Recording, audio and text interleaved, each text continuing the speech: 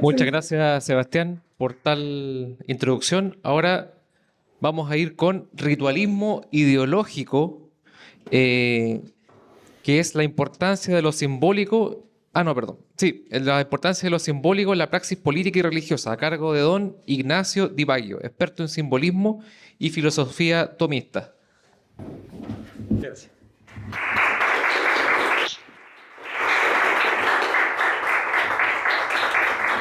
Bueno, tuve la oportunidad de hablar con algunos de ustedes, ¿cierto? Al principio, pero extiendo mi saludo al resto. Y bueno, muchas gracias por la introducción. Antes de comenzar, quería agregar algunos detallitos importantes, apoyando lo que estaba diciendo al final. Fíjense que en inglés es muy obvio, la palabra para adorar es worship. Y worship es reconocer algo, reconocer el valor de algo y reconocer lo digno de valor. Eso es worship. De hecho, hoy en día en el mundo protestante se ataca mucho que nosotros los católicos decimos que we worship Mary, adoramos a María, y se espantan porque dicen, no, worship es solo para Dios. Pero ese término tradicionalmente se ha usado para referirse, de hecho, cuando yo digo a alguien, le mando una carta, antiguamente se ponía your worship, así como su señor digno de valor, ¿cierto? Entonces, justamente cuando yo adoro algo, es porque reconozco su valor, lo encuentro digno de, y dirijo mi atención hacia eso, sacrifico mi atención, sacrifico mi conciencia, mis pensamientos, mis actos, todo lo sacrifico hacia eso que creo que merece mi atención. Y en el caso que nombrabas del ejemplo de la chica que tiene que elegir entre la universidad o matar a una guagua, podemos claramente, esto ni siquiera es una cosa que uno se lo imagine, claramente ver, así es como luce la adoración a Baal, así luce técnicamente, eso es. Uno se imagina, quiere ver uno el gesto que hagan el animalito de oro y que esté quemando, todo eso, de bronce, qué sé yo. No es necesario, es justamente eso es. Es decir, yo encuentro como mayor valor digno de mi atención esta otra cosa, y para eso yo tengo que ofrecer sacrificios humanos. En este caso voy a sacrificar a este humano para poder cumplir esto otro que es para mí mi Dios y todo eso. Así que quería agregar ese detallito antes de empezar. Bueno, ya pueden ver claramente ahí, ¿cierto? La primera pantalla, ¿cierto? Vamos a ir avanzando hacia esta noción de el ritualismo, todo lo que es relacionado con el ritual en el aspecto de la política, ¿cierto? Del actuar político. Entonces, la primera pregunta que tenemos que responder si vamos a hablar de ritualismo es ¿qué es un ritual? ¿Cierto? Y uno podría dar una de esas explicaciones técnicas y de diccionario que uno dice, oh, me sé muchas palabritas cómo definirlo, pero me interesa más que entiendan a qué apunta cuando hablamos de ritual o de rito, ¿ya? Uno tiene ciertos principios, ¿cierto? Uno tiene ciertos principios y tiene ciertos fines, tal como no hablaba acá el Seba. Uno tiene ciertos principios y ciertos fines. Para llegar a esos fines, yo voy a ejecutar ciertas cosas, ¿cierto? Si quiero, mi fin es ir al baño, qué sé yo, voy a tener que ejecutar ciertos actos, voy a tener que comenzar algo, moverme de cierta manera, llegar hasta el lugar y finalizar eso, y con eso concreto el llegar a ese fin, ¿cierto? Hago una serie de gestos para poder lograr ese fin. Ahora, cuando los fines que yo tengo dejan de ser una cosa tan mundana o práctica como ir al baño y se vuelve tengo que actuar en son de un bien, en son del bien común de mi familia. Tengo que actuar en son de... Se empieza a poner un poco más abstracto en cierto sentido, pero eso abstracto no se queda uno quieto así, imaginándose cosas, sino que uno lo gesticula, lo dibuja, lo canta, lo hace un montón de cosas. Ejemplo, quiero que en mi casa mi familia se sienta bien, ¿cierto? Quiero que se sienta bien. Entonces, ¿qué voy a hacer? Poner ciertos olores, ¿cierto? Voy a comprar algún perfume, qué sé yo. Voy a poner ciertos olores, voy a poner las luces de cierta manera. Voy a hacer todo un modo de ordenar y organizar las cosas según un fin, que es el que mi familia esté bien, esté cómoda, esté ordenada, que tenga espacio para poder pensar, qué sé yo, estudiar, cualquier cosa. Y todo eso, si lo vemos en lo concreto, vemos que hay gestos que se ejecutan en un tiempo, hay ciertos símbolos que aparecen, ciertos olores, ciertas ambientaciones, ¿cierto? Todo lo que vemos acá, ¿cierto? Que hacen que todo eso sea ritualizado, ¿cierto? Todo eso tiene un modo de operar que se va ordenando. Necesariamente es así porque la realidad es así, y acá se lo voy a mostrar con ejemplos muy sencillos. El saludo. Para el saludo hay un rito y hay gente, los relativistas van a decir, en China no se saludan así. En, qué sé yo, no sé, en los marroquinos se saludan así, los inuit no se saludan así, como nos saludamos nosotros así, la mano al frente y qué sé yo, o acá nos damos solamente un beso en un lado, en otros lados se hacen 2 besos, qué sé yo. Pero van a ver un patrón que se repite en todos los saludos. Todos los saludos es el mismo rito con variaciones idiosincráticas que son normales, es muy normal que ocurra. En el saludo primero tengo el encuentro de 2 rostros, siempre. Siempre, siempre, siempre. O sea, oye, aquí se saludan así, aquí hacen así, da lo mismo. En todas vamos a tener el encuentro de 2 rostros. Quiero saber quién eres y la cara es el espacio en donde hay más significación para el otro. Me dice si es enojado, si viene molesto, si uno sabe leer muy bien los rostros de la gente y un lugar donde se condensa mucho significado. ¿Ya? Entonces siempre nos vamos a encontrar con otro de frente. Va a haber contacto visual, ¿cierto? Va a haber un cruce de algún tipo. En este caso, la mano de uno con la mano del otro, ¿cierto? El símbolo de la cruz es un símbolo muy universal que no es que se lo inventó alguien. Y no es que, no, sí, pero la cruz allá significa esto, acá no. La cruz significa universalmente ciertas cosas e idiosincráticamente y cultural algunas otras cosas. Pero lo que más tiene significación es universal, el cruce. Por eso ustedes saben que la última letra del hebreo antiguo, antes de esta codificación que conocen todos hoy en día, la última letra, el tau, era una cruz y significa pacto. ¿Cierto? Y aquí podemos ver que cuando uno hace algún tipo de pacto, uno cruza algo. Dice, una X cuando eran analfabetas. Claro, claro. Entonces es... Yo no digo que la gente que era analfabeta firmaba con una X. Ese fenómeno no es que... casi que sale espontáneo, porque uno lo ve todo el tiempo. Si que tengo a alguien de más confianza, me cruzo totalmente, lo abrazo, ¿cierto? Y hago una serie de cruces, ¿cierto? Entonces... Y tenemos el aspecto de mostrarnos abiertos, que no traemos nada, no soy una amenaza para ti, ¿cierto? Entonces, este fenómeno, me encuentro de frente con alguien, cruzo de alguna manera la cara, el gesto o algo, y el mostrarme vulnerable, mostrarme que vengo en son de paz, ¿cierto? Todo eso es parte del rito del saludo. Da lo mismo el país y en todos lados se va a repetir ese patrón de base y va a tener algunos cambios particulares, ¿cierto?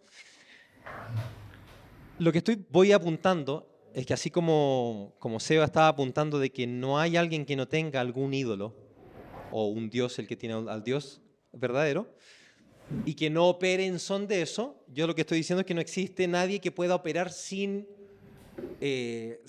ritos. Todo lo que hacemos son ritos. El café de la mañana, hay que sacar el cafecito. Si tengo una moledora, tengo que molerlo. El compadre que fuma marihuana tiene su cuestioncita, que la abuela tiene toda una serie de secuencias de cosas que tiene que hacer en un contexto, siguiendo un cierto orden y con una serie de símbolos y gestos y cosas que son inevitables para poder llegar al fin que tiene. Ahora, nos vamos a la comida, que esto es ultra importante, el simbolismo que hay en la comida. ¿Por qué? En la comida tenemos múltiples distintos que se unen en son de un mismo fin. En el caso de una familia, el comer no es solamente meterse una cuestión dentro del cuerpo que tiene nutrientes y no sé qué cosa, sino que el comer es un espacio de comulgar y de unificar la identidad familiar, quienes somos. el momento en que le pregunto a mi hijo cómo te fue en el colegio ayer, qué pasó con esto, cómo ha estado de tu enfermedad, te sabía que te dolía el tobillo, o qué vamos a hacer en las vacaciones. Mientras vamos masticando, rumiando, contemplando desde lo físico eso que estamos hablando y eso que estamos viviendo, y en eso hacemos un trabajo de cohesión, unidad. Entonces, está este fenómeno de múltiples distintos que se unen, ¿cierto? En un solo fin. En torno a una comida que interesantemente nos da a todos el mismo cuerpo. ¿Por qué nos da todo el mismo cuerpo? Porque el alma humana toma esos principios materiales y los hace parte de este cuerpo. Entonces yo como pollito, ese pollo, cuando pasa a mí, se fragmenta esa materia para que ahora sea parte de mi cuerpo. ¿Cierto? ¿Sí o no? ¿Sí? En situaciones rurales matamos al mismo animal y comemos toda la familia el mismo chancho. Claro. Exactamente, claro. En dinámicas rurales uno mata a un mismo, qué sé yo, un cerdo o un corderito, qué sé yo, y la familia come de ese cordero. En eso, literalmente todos tenemos el mismo cuerpo. Nos hacemos parte del mismo cuerpo. Somos como un solo cuerpo, en cierto sentido.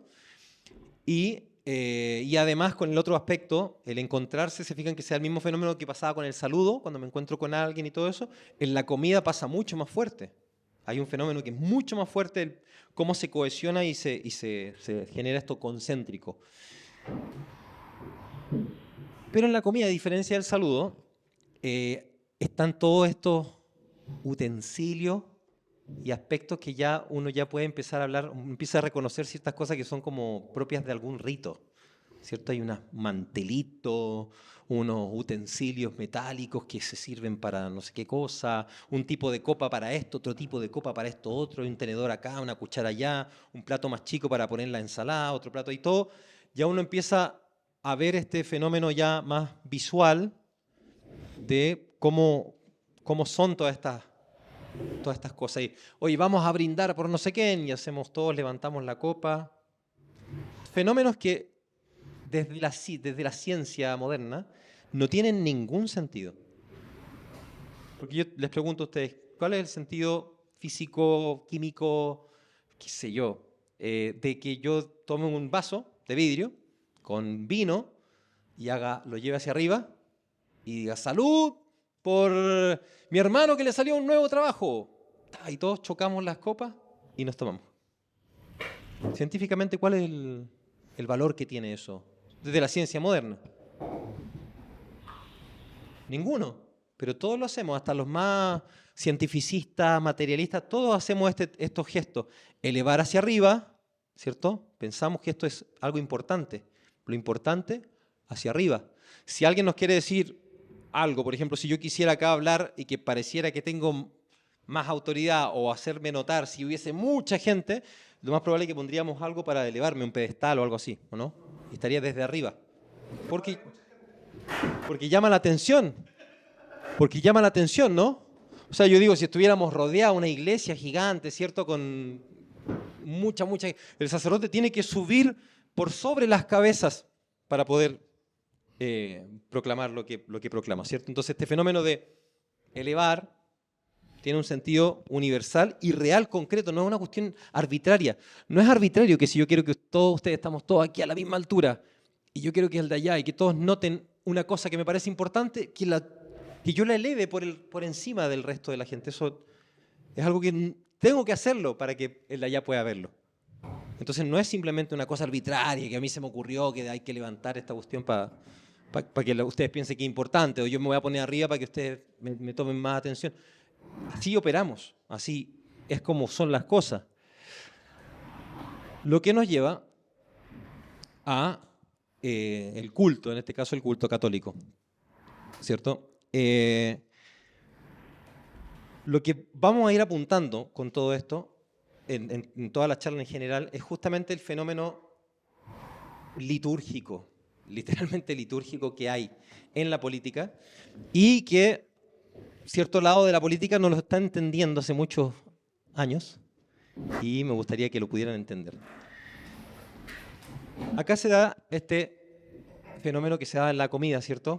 Cuando estábamos en la mesa, donde hay muchos que se unen en torno a un fin. Ahora en este caso tenemos a un sacerdote que es mediador, ¿cierto? Él está, lo que llamamos in persona Christi, haciendo el acto sagrado, ¿cierto? El sacerdos es el que hace el sacrificio. Sacrificio significa trabajo sagrado. Es él el que hace el trabajo sagrado. Y todos sabemos que él es el que hace eso. Por cierto, en un momento dijo Seba que no tenemos sacerdotes y sacerdotisas del mundo moderno, pero está lleno.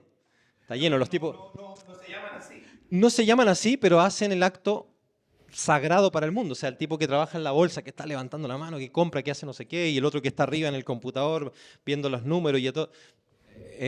Son sacerdotes neopaganos del dios dinero. Entonces, operan el mismo simbolismo. Puedo hacerles también toda una estructura, mostrarles cómo se repiten ciertos patrones que son absolutamente analogables con lo religioso. Entonces tenemos este fenómeno acá, en donde distintos, acá hice la distinción hombre-mujer con azul y rojo, ¿cierto? Hombre-mujer y un sacerdote al medio que une a los dos, por eso está con ese morado hacia Dios mismo que se nos viene en la Eucaristía, por esa mediación del sacerdote. Y luego tenemos a ese Dios presente que nos deifica a todos nosotros. ¿Se acuerdan que si todos comemos pollo, vamos en cierta medida todos tener algo del mismo cuerpo?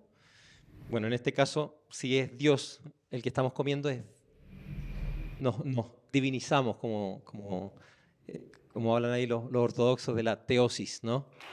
Nos santificamos, ¿sí? ¿Ah? Gracias de informante. Deiformante, claro, también se habla de deificación. Entonces, tenemos misma situación que pasa en la comida, ahora acá elevado a un nivel sobrenatural, ¿ya? En el Padre Nuestro, de hecho, en el latín de San Jerónimo y en el griego también, se habla de que el pan es epiusion o supersubstantialiter. No es un pan meramente, no es solo sustancial así para comer, sino que es supersustancial, epiusion, más allá de la sustancia, ¿cierto? Porque es Dios mismo que estamos comiendo, ¿sí? Y en eso todos formamos parte de un mismo cuerpo, que es el cuerpo místico de Cristo. Y así como en la comida teníamos los platitos, las servilletas, los cuchillos, qué sé yo, distintas cosas, en lo sagrado está todo eso. En el caso de los que adoran al Dios dinero, tienen sus computadores, todo su sistema, su aparataje que lo organizan así como esos cultos protestantes, así con pantalla y toda la cuestión, pero con su Dios dinero. Acá nosotros tenemos, ¿cierto?, las casullas, la estola, hay la custodia para poner el Santísimo, las vinajeras, el copón, el turíbulo para incensar, ¿cierto? Todas estas cosas. Entonces acá vamos a hacer este salto que es lo interesante. Ya más o menos ya intuyen a lo que voy y empezamos a ver esto. Entonces ya entendiendo lo anterior, empezamos a ver estos fenómenos, estas situaciones, y uno dice un gesto, otro gesto, otro gesto, ¿cierto? Esta noción de cierta unidad, están todos con estos hilitos así, uniéndose en una misma causa, en un mismo cuerpo, ¿cierto? Somos las nietas de las brujas que no pudieron quemar, ¿cierto? Ustedes todos han escuchado esas tonteras, ¿cierto?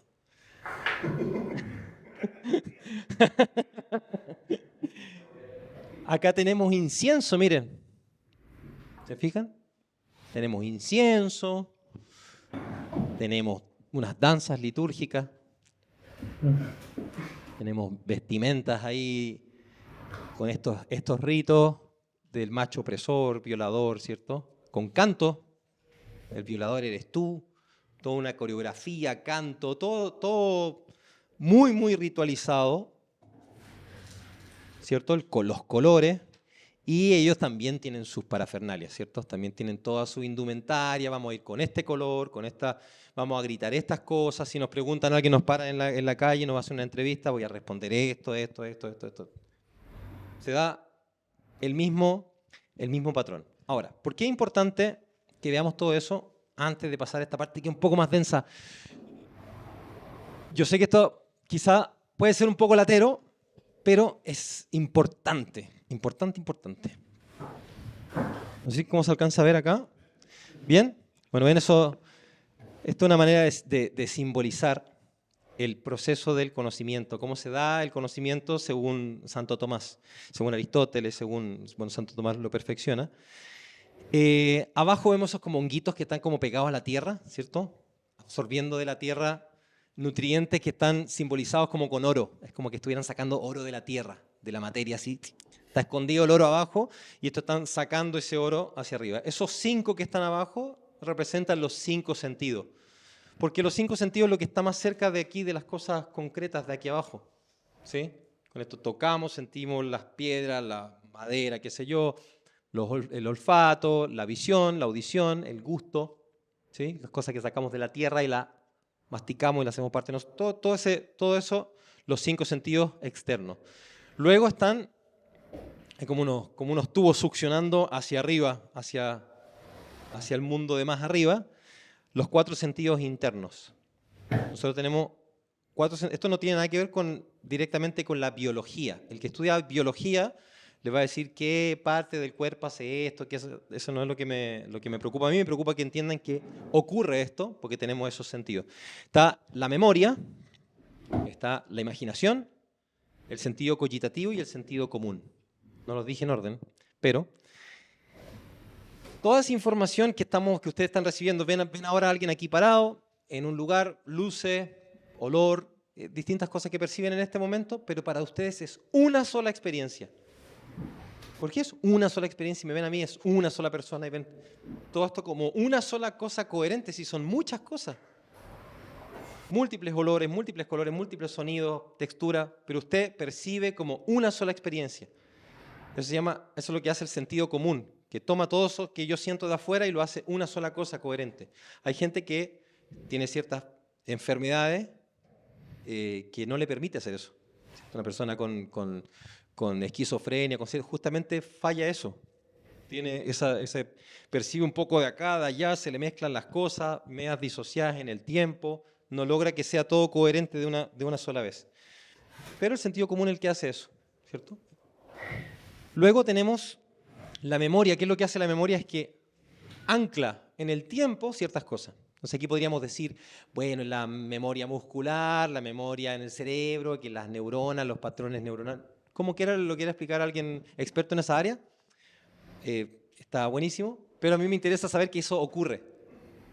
Esto que está pasando ahora se ancla, queda ahí, en algún lugar queda, ¿cierto?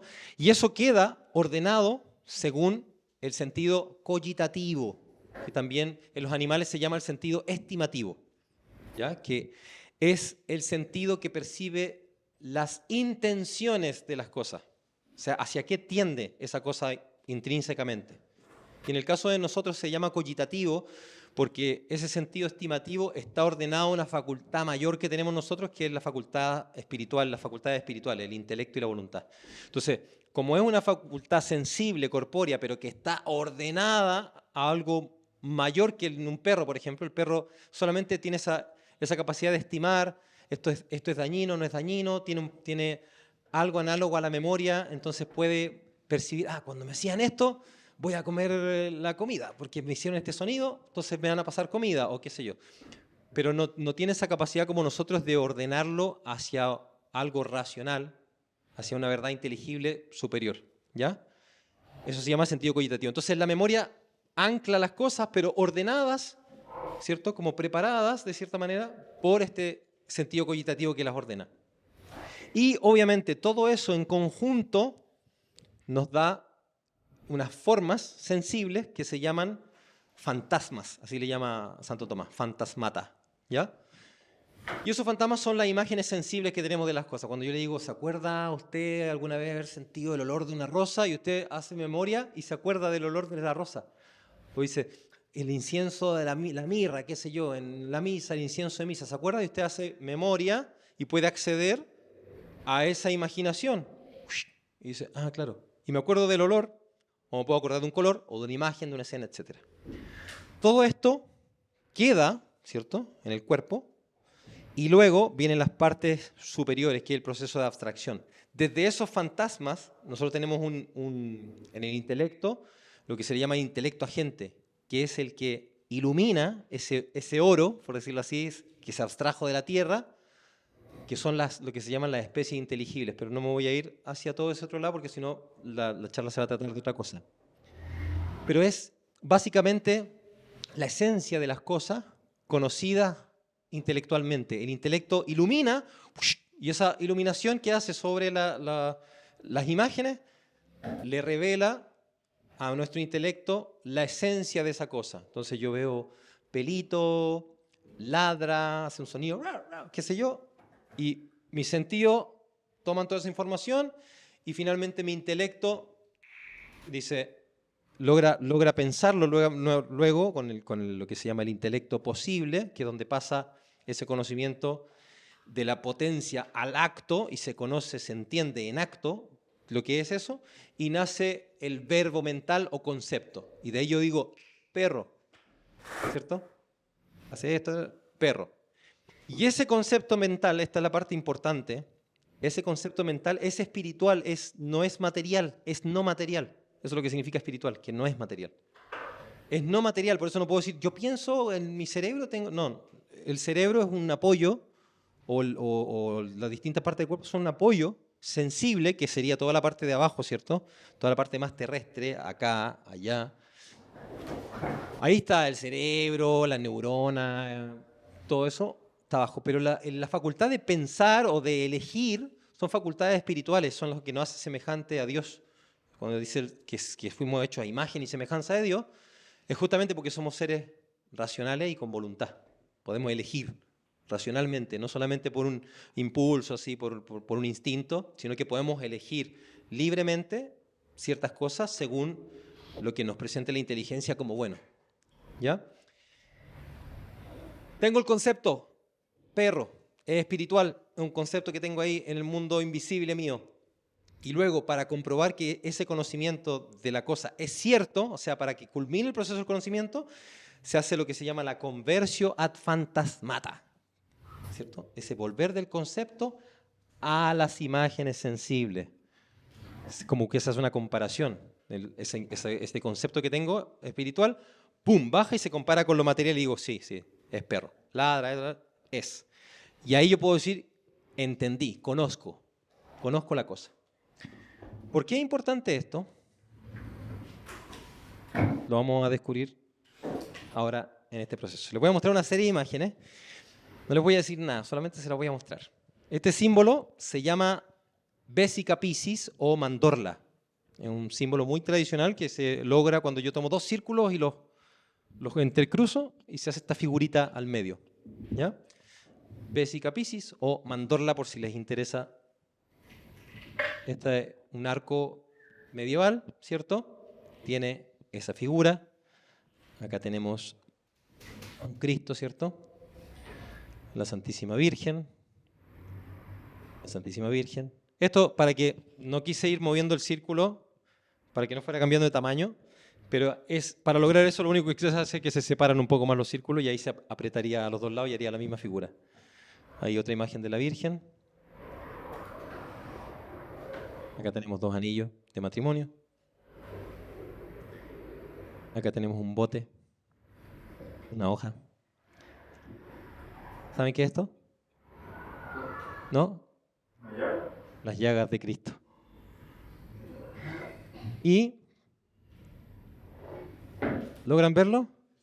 ¿Logran verlo, no? Si no lo logran ver, ahí se lo muestro. ¿Cierto? El cigoto. Les voy a solamente voy a hacer este ejercicio de mostrarles estas imágenes. Este es un rosetón de la Catedral de San Esteban en Viena. Y ¿se acuerdan? ¿Se fijan de esto? Esta es la famosa, ¿cómo se llama esto? Semilla de la vida, o no, así le llaman en muchos lados. Acá esto está representando los 7 días, 6 días de la creación y el séptimo del descanso. Tenemos el día 1, 2, el 3, el 4, el 5, el 6 y el 7. Cuando se da el reposo está todo completo ya. Y acá, ¿alcanzan a ver? Ahí por si no lo alcanzan a ver. Ahí está la misma imagen. Entonces, ¿qué pasa? En el mundo tradicional se conoce que lo simbólico no es lo irreal. Algo simbólico no es, es simbólico. En verdad, esto que está aquí significa que somos muy buenos amigos. Se me ocurrió recién. Entonces ahora este va a ser el símbolo de que somos amigos, ¿ya? Ok. Ese símbolo o signos consuetudinarios o de convención no son los que me interesan. Ese es el tipo de símbolo que usan los masones, ¿cierto? Críptico. Nosotros acá nos saludamos así porque somos los que, ¿cachai? Tengo el conocimiento de esto. Esa simbología críptica no me interesa. Generalmente se usa o para controlar a la gente, ¿cierto? Crear ciertos símbolos que solo significan algo para nosotros y desde ahí movernos en un mundo de lo imaginario, que es lo que vivimos hoy en día prácticamente, o generar elites. Hay una elite que ellos saben. Ellos cachan lo que tienen, ustedes no tienen ni idea, pero se los muestro todo el día. Se lo muestro en las películas de Disney, se lo muestro todo el día. Ustedes van a estar comiendo todo el día esos símbolos, pero nosotros sabemos qué es lo que hacen y para dónde apuntan y todo eso. No, al hombre tradicional que hacía las iglesias, a los masones de verdad, los masones que trabajaban piedra, no los masones que andaban especulando cuestiones y hacían filantropía, no. El gallo que trabaja la piedra, ¿ya? El que trabaja la piedra, el que hacía la catedral, el orfebre, el imaginero, el tallista, el que se dedica a hacer estas cosas sacras o todos los utensilios, qué sé yo, entiende que estos símbolos significan algo real, porque esto ocurre en la realidad. En la realidad ocurre esto. En la realidad ocurre que dos aspectos distintos, si nos ponemos filósofo, acto y potencia, esencia y acto de ser, el acto creativo de Dios con su creación. Hay este compuesto, dos aspectos que se unen, ¿cierto? Un círculo aquí, un círculo allá, que se unen y forjan algo. Vida. Forjan vida. Las llagas de cruz de Cristo que recibió en la cruz, ¿qué nos da? Vida. Es un paso a la vida, nos da la vida por medio de ese paso. En el cigoto que se forma la misma figura, vida. Entonces, cuando uno dice, ¿pero qué significa eso? Vida. Vida. ¿Significa vida acá o no? ¿Por qué? ¿Por qué aquí significa vida? Exacto. Porque afuera está el caos del mar, donde me ahogo, donde se me disuelve la piel, si me quedo ahí un mes, 2 meses, no puedo. Entonces, vida, el arca, ¿cierto? Entonces, la unión de dos vidas, porque va a dar vida. Por eso tenemos esto, nos casamos con esto. ¿Y por qué un círculo? ¿Por qué círculos que se unen? Los círculos tienen la peculiaridad que si yo lo veo y yo les pregunto, ¿dónde empieza? ¿Y dónde termina? Entonces, ¿el círculo simboliza la eternidad porque se me ocurrió a mí? ¿O porque efectivamente participa en un modo proporcional de esa realidad que me dice no tiene principio ni fin? Entonces, por eso vemos en las iglesias antiguas domos arriba. El ábside así, domo, o un domo arriba. Incluso los paganos entendían esto, por eso tenemos el Panteón de Roma, un círculo sobre un cubo, el encuadrar el círculo o la esfera, una práctica muy antigua de tratar de unir el cielo con la tierra. La tierra generalmente se significa con el 4 o con un cuadrado. razones súper sencillas, yo se las puedo mostrar al tiro. 1, 2, 3, 4. Estable. Arriba, sol, luna, estrella, círculo. Ciclos. Los ciclos, ¿cierto? Los ciclos de cultivo, los ciclos de... Entonces, círculos, lo cíclico, todo eso. Entonces, cuando se usa para significar a la Virgen, ¿tiene razón o no tiene razón? O es una cuestión arbitraria que se le ocurrieron así como, tiene razón, la analogía que está haciendo es correcta.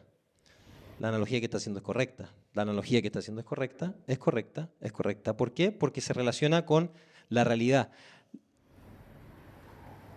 Y se significa en este caso hacia algo mayor, ¿cierto? Hacia algo mayor, que en este caso es Dios mismo. Ahora nos vamos a el tema del hábito y la participación. Vamos a avanzar acá. El hábito, les voy a hacer un juego de palabras parecido a lo que hizo Seba. A mí también me encanta hacer ese trabajo de las palabras que son tan sencillas, tan comunes, pero se nos pasa de largo. Hábito es donde habito, es mi hábitat. En términos técnicos, un hábito es esa tendencia que yo tengo estable, una inclinación estable del alma hacia algo.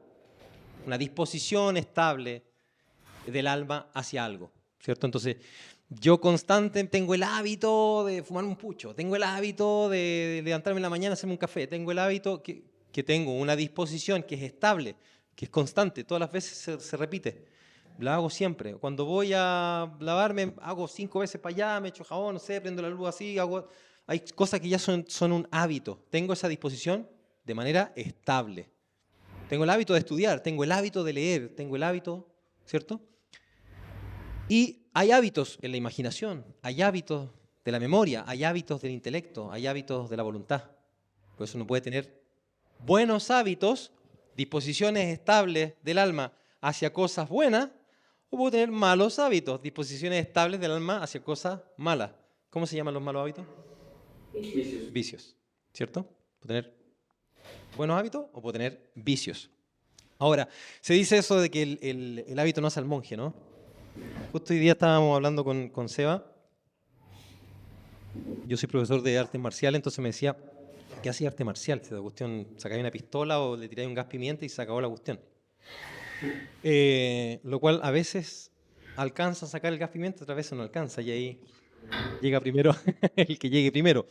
Pero el tema más importante con las artes marciales, y sobre todo si yo tomo las artes marciales y las quiero elevar a Cristo, es justamente la lucha de habituar al cuerpo a hacer mi voluntad, de dominar mi cuerpo, decir, no, hoy día no vas a comer, hoy día vas a hacer esto, hoy día te vas a parar y agachar 1500 veces y te vas a habituar a que tu cuerpo siga tu inteligencia y tu voluntad.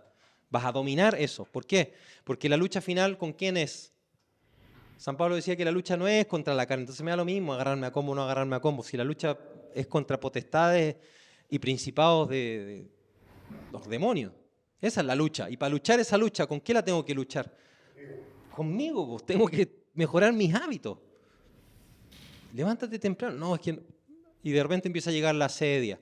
Es que ahora me cuesta rezar. Es que ahora no, mejor no me voy a confesar. ¿Para qué tengo que ir a confesarme a cada rato? ¿Para qué tengo que ir a misa todos los domingos? Hábito.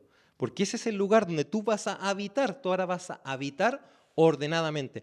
¿Qué es lo que pasó a Adán y Eva? A Adán y Eva les pasó una falla a nivel habitual. Quedaron con una inclinación hacia el mal. El pecado original justamente nos deja con una inclinación desordenada hacia el mal, nos deja tendiendo siempre a hacer la estupidez, siempre a no hacer lo que tengo que hacer, siempre a evitar, qué sé yo.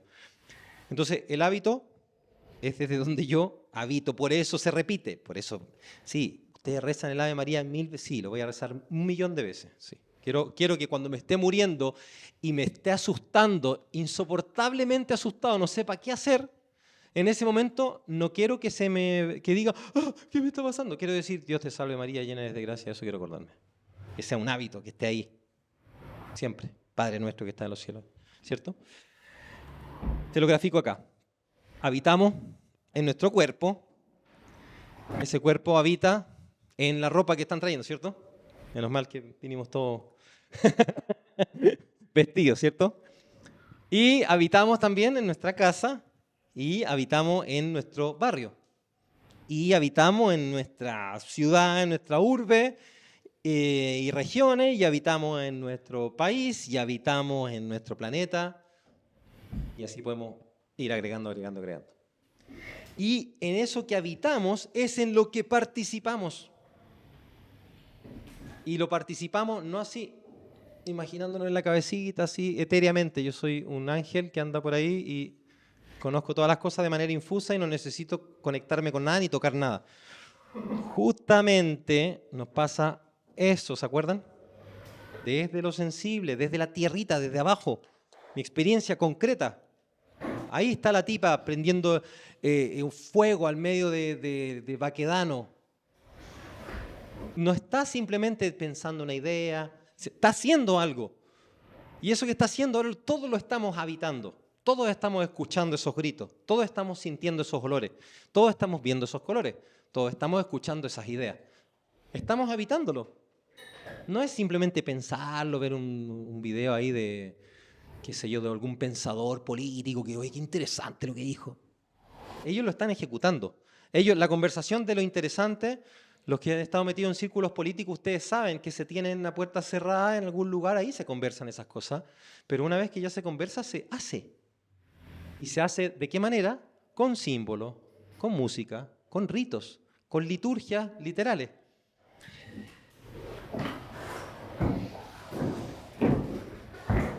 Donde habito. Y cómo mis hábitos generan que yo habite donde habito. ¿Cierto? Ahí tenemos claramente qué tipo de hábitos hay en un lado, qué tipo de hábitos hay en el otro. Yo le puedo preguntar, oye, la gente que vive acá y que generó ese ambiente, ¿tiene más buenos hábitos o más vicios? Y usted dice, no quiero ser discriminador, pero que es muy obvio. Claro, es súper obvio. O no, bañarse de facho, ¿cómo era la cuestión? ¿Cierto? Hay malos hábitos en un lado, y en el otro lado, el tipo que tuvo que estar una piedra, otra piedra, pum, estudiar cómo simbolizo mejor esta realidad, cómo hago un análogo de esta realidad espiritual en lo sensible, entendiendo cómo es el orden sensible, cómo el hombre universalmente percibe las cosas y cómo hago ese hombre que trabaja en el arte sacro.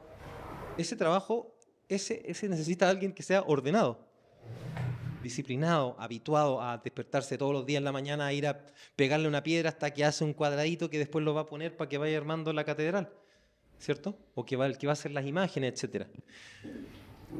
Y ¿se acuerdan de la Vésica Piscis que vimos delante? Bueno, la Vésica Piscis son, por decirlo así, dos cielos que se juntan y dan vida a otra cosa. Cuando yo tomo eso, lo que se forma entre los dos, y lo proyecto en el 3D, o sea, ya no se quedan atrapados aquí en el 2D, y lo proyecto en el 3D, tenemos lo que se ve aquí, que son los techos de las iglesias góticas. Entonces, ¿por qué son así los techos de la iglesia gótica? Porque eran súper elaborados, porque pretenciosos. No, están profundizando en verdades teológicas desde lo sensible. Están elevando, porque finalmente no es simplemente eso. Al frente hay un altar. Al frente hay un altar, hay un rito, hay canto, todo está relacionado para hacernos partícipes de algo, habitando en cierto lugar, con cierto orden, que nos comunica todo el tiempo ciertas ideas, ciertas verdades, etc. Y ahorita ahí tenemos, acá es la mezcla. Las iglesias más antiguas tenían esto de el domo sobre el cubo, pero cuando ya se empieza a profundizar más, tenemos a los dos círculos sobre el cubo, por eso que se da que la parte de arriba es así, la parte de abajo es recta. Abajo está la tierra, arriba está lo celestial. ¿Cierto? Vamos viendo todo esto. Entonces, ¿qué pasa? ¿Por qué puse esta imagen donde por un lado tenemos el morado, ¿cierto? El morado, el verde, que todos pensamos morado. No. Oye, hagamos una marcha, ¿te parece que hagamos una marcha, algo y usemos morado? ¿Qué me va a decir mucha gente de cierto lado. No. Van a decir no. No, el morado significa cuestiones feministas, de la mujer, de los abusos. Yo digo, pero espérate, amigo, por eso te estoy poniendo estas dos cosas juntas. Que yo sepa, los nazarenos, o qué sé yo, la devoción en Perú que tienen al Señor de los Milagros, que andan todo un mes, creo que es octubre, si no me equivoco, todo el mes con hábitos morados la gente, que son devotas del Señor de los Milagros, andan de morado. ¿Por qué rendimos el morado? ¿Por qué quedamos relegados al celeste, al negro y al blanco? Y ahí estamos atrapados, no puedo hacer nada más porque ¿qué es de ellos, po? No, nosotros estamos recuperando el rojo. Muy bien, buenísimo. Entonces, ¿es de ellos o es de Dios? El arco iris, ¿quién fue el primero en mostrar un arco iris?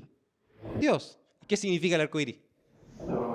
La promesa, el pacto entre Dios con su gente, que nunca más les va a traer el diluvio, nunca más nos va a traer el diluvio, ¿cierto?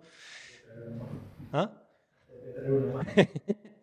Entonces, vimos las marchas feministas, vimos todos esos rituales y esas liturgias que brotan de un culto particular, brotan de el culto a la mujer sin hombre, el culto a la promiscuidad, el culto a la libertad sin responsabilidad, a la libertad sin deber, ¿cierto? Derecho.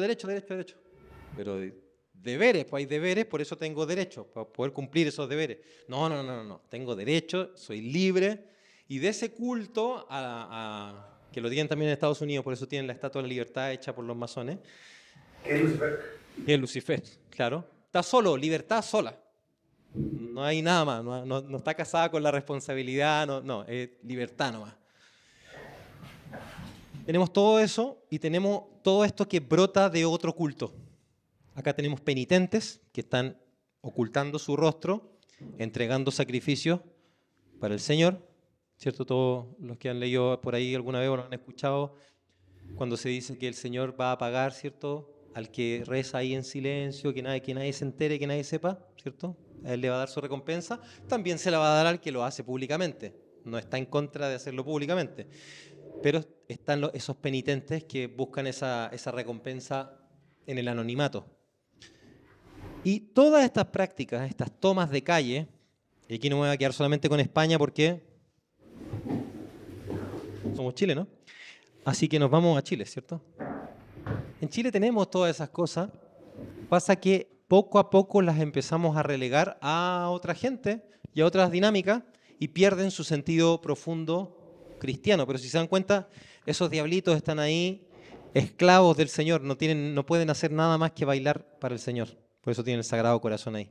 Por eso los que son verdaderamente miembros de alguna cofradía, de la Tirana o qué sé yo, generalmente si usted dice, ¡oh, qué buena la ropa! Déjame sacarte una foto. Ellos van a decir, espérate, tengo que ponerme al lado de una cruz o tengo que ponerme al lado de una virgen. Los que son más tradicionales, los que son neopaganos no están ni ahí, pero que se colan ahí también en todas esas fiestas, ¿cierto?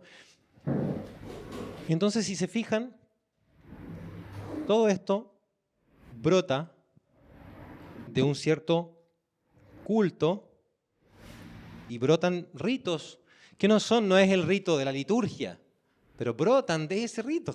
De ahí brota esas cosas que se hacen acá, brotan de ahí. ¿Por qué hay alguien disfrazado de San José y de la Virgencita? Porque la iglesia nos cuenta la historia de San José y de la Virgencita, nos cuenta en la tradición y en las escrituras y en la práctica, ¿cierto? Entonces, de ahí brota todo esto. Ahora, nos vamos acercando hacia el final ya, si están muy cansados, pero vamos avanzando. Esto de los ciclos, ¿cierto? Hablaba Seba de los ciclos de la tierra, de cómo gira el culto en torno a esos ciclos, a esos tiempos. Lo circular, lo cíclico, significa tradicionalmente el tiempo. Lo recto, cuadrado, significa el espacio. Tiempo, espacio. Cielo, tierra.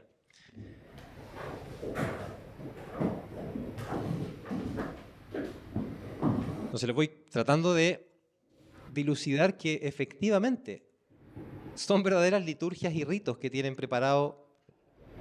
Lo hagan intencional o no, haya una super cabal así encima que George Soros o no sé qué. No tengo idea, pero el fenómeno sigue ocurriendo igual. Después les voy a explicar por qué, pero por eso que me da lo mismo si hay un cabecilla o no. Pero tienen un año litúrgico feminista, tienen un año litúrgico, tienen un mes entero, ¿cierto?, del orgullo gay, de que un día de los pansexuales, el otro de los, qué sé yo, todas esas cosas raras. Y ustedes dicen, hace un rato con algunos estábamos hablando del tema de la Revolución Francesa, la Revolución Francesa. Yo les cuento, por si no sabían, que la Revolución Francesa justamente crearon un calendario. Destruyeron el calendario gregoriano, hicieron un calendario nuevo que tenía 10 días. Y estaba hecho en base, y los meses tenían nombres así como de, aquí de hecho creo que tengo, son así como, claro, de la vendimia, de la bruma, no sé qué, todo relacionado con el clima, ¿cierto? Y tienen estas cosas como métricas, y son 10 días en verdad, para poder medirlo más fácil, más, y para desvincularse de lo religioso. O sea, quiero salirme de hablar de cristianismo, nada, creo que la gente sea racional, ¿cierto? Esto fue como desde el 1793 hasta el 1805, más o menos, que duró esto del calendario. Entonces, cuando Napoleón se toma claro, Napoleón es el que retoma el gregoriano, el calendario gregoriano. Así que bueno, aquí esto se los voy a leer. El rito es participación.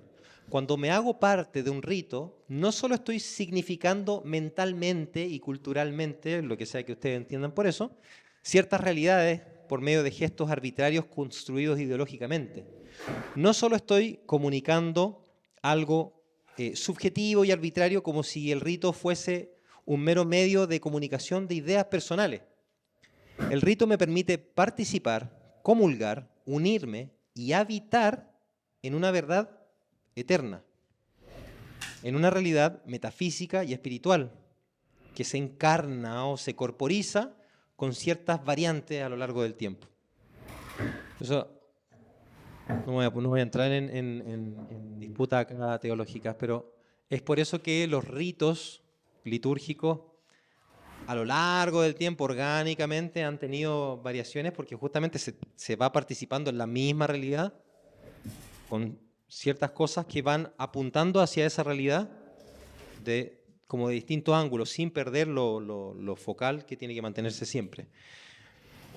Entonces, si se fijan, esto del Antiguo Testamento, el altar de piedra, tenemos el altar de piedra, el altar del sacrificio, donde se hacen cosas. Vamos allá, saquemos a Baquedano, sáquenlo, muévanlo de ahí. Ahora ese es un altar, es otro altar, yo no quiero un altar a eso. Saquen eso, pongamos otro altar.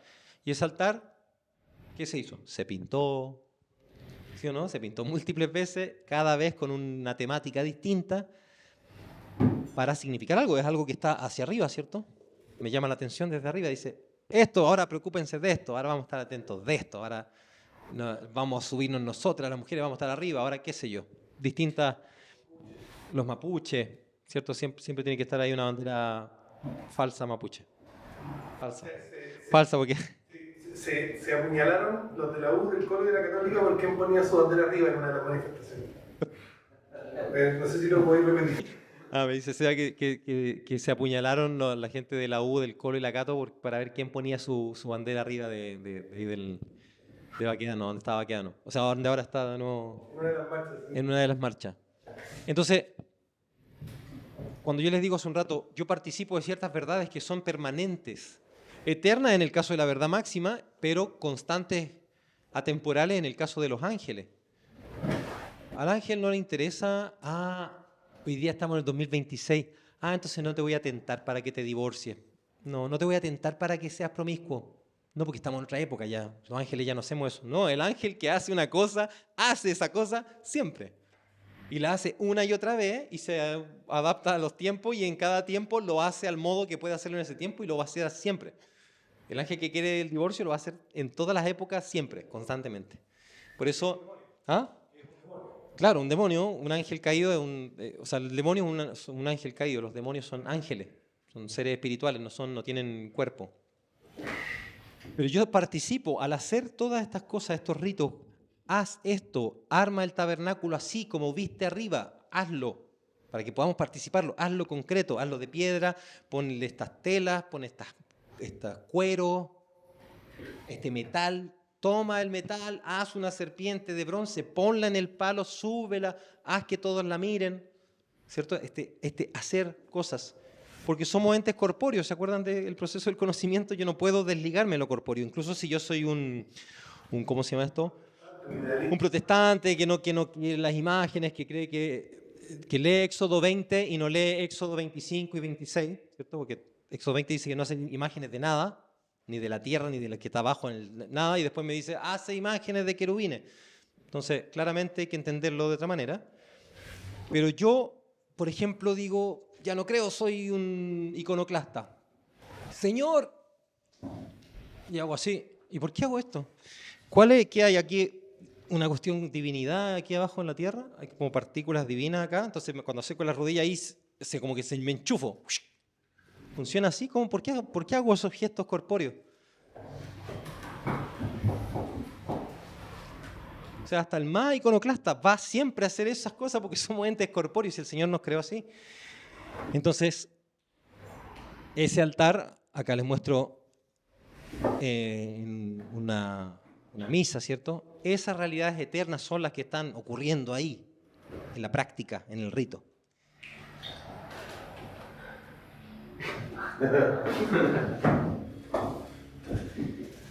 Acá les quiero apuntar algo, y vamos ya cerrando.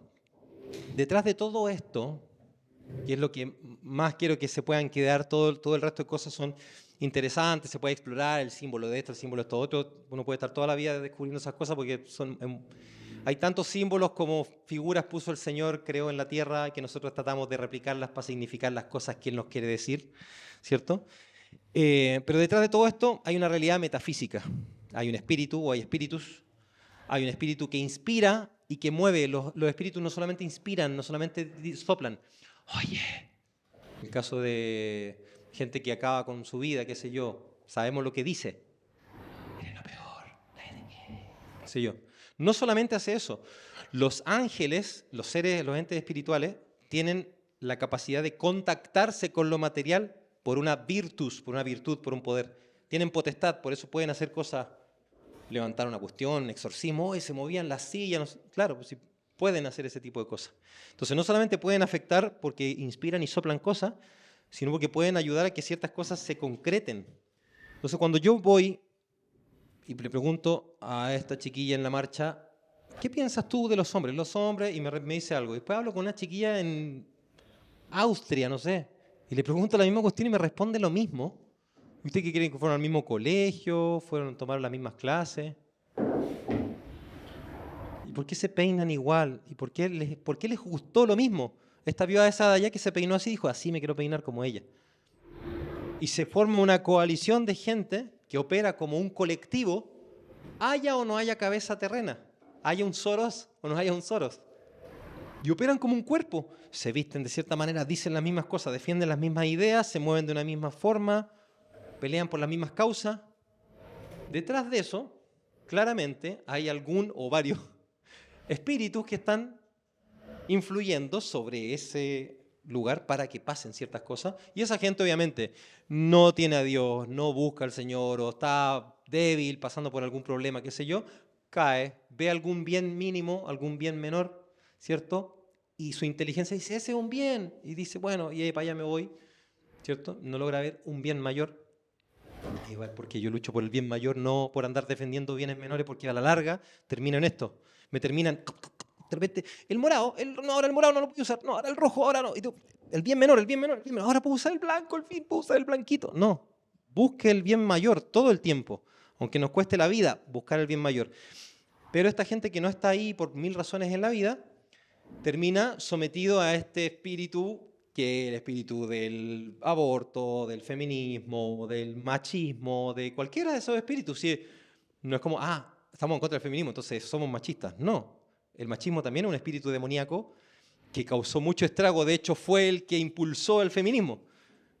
Viene el machismo, brutal, rancio, tóxico que entiende que él tiene que trabajar y producir y no sé qué, inspirado por el espíritu de la revolución industrial, y tiene que él producir y tiene que no me molesten porque estoy ocupado, estoy cansado, dame la comida, haz esta cuestión. Esa dinámica, ¿qué fue haciendo? Fue forjando que de repente alguien dijera, se acabó, se acabó, se acabó, se acabó. Y de repente aparece el otro demonio y dice, bien, ahora es el momento del feminismo, ¿cierto? Entonces, ninguna de las dos cosas. Y acá repito un poco lo que dijo Seba. Aquí vamos cerrando. La llamada batalla cultural es a la base una batalla por el culto, por lo que es primariamente espiritual. No es solo espiritual, pero es primariamente espiritual. Como decía, está subordinado lo material a esas verdades espirituales, a esos principios. Por eso es una batalla principalmente del orden ritual, porque es en la práctica ritual que yo voy a luchar contra eso. Oye, salgamos a hacer procesiones con el Santísimo. Eso que están haciendo en el Cerro San Cristóbal me parece espectacular. Deberían haberlo hecho hace mucho rato antes. Sí, hagamos procesiones con el Santísimo, salgamos con el Cristo de Mayo, salgamos, qué sé yo, Quasimodo con los sacerdotes a entregar la comunión. Sí, chao. No más que se estén tomando los terrenos públicos para hacer sus tonteras, quien sea, del lado que sea. Si no están en pos del Señor, están en contra de Él. Entonces, da lo mismo del lado que sea. Si es que no están tomándose las calles para el Señor y llevándola al Señor, ¿qué están haciendo? ¿En qué ritos participas? ¿Qué liturgias habitas? Esto determinará el camino de la cultura. San Pío X decía, en la gestión de nuestro pontificado tenemos un solo propósito, instaurare omnia in Cristo, ¿cierto? Instaurar todas las cosas en Cristo, para que efectivamente sea omnia et in omnibus Christus, para que sea en todas las cosas y en todo Cristo. De ahí que si alguien nos pide una frase simbólica que exprese nuestro propósito, siempre le daremos solo esta, instaurare omnia in Cristo. El Papa San Pío X no estaba sino citando a San Pablo. Con miras a restaurar todas las cosas en Cristo, en la dispensación del cumplimiento de los tiempos, tanto las que están en los cielos como las que están en la tierra. O sea, restaurar todo en Cristo. El arcoíris en Cristo, el morado en Cristo, los ritos en Cristo, todo en Cristo, la familia en Cristo, la vida en Cristo, el sufrimiento en Cristo, todo en Cristo. Eso es restaurar todo lo que está en la tierra, en el cielo, los ángeles, Cristo, todos sometidos, hasta los demonios. Por eso la diablada, eso es lo que muestra. Los demonios están sometidos, tienen que estar ahí bailando una y otra vez para allá, una y otra vez repetido, una y otra vez están ahí en el infierno, no pueden hacer nada más, ¿cierto? Eso fue Efesios, el primer capítulo, versículo 10. En 1 Corintios 15, versículo 28 dice, y cuando todas las cosas le estén sometidas, entonces también el Hijo mismo se someterá al que le sometió a él todas las cosas, para que Dios sea todo en todos. Y en Colosenses, capítulo 3, versículo 11, dice, no hay griego ni judío, circuncisión ni incircuncisión, bárbaro ni escita, siervo ni libre, sino que Cristo es el todo y en todos.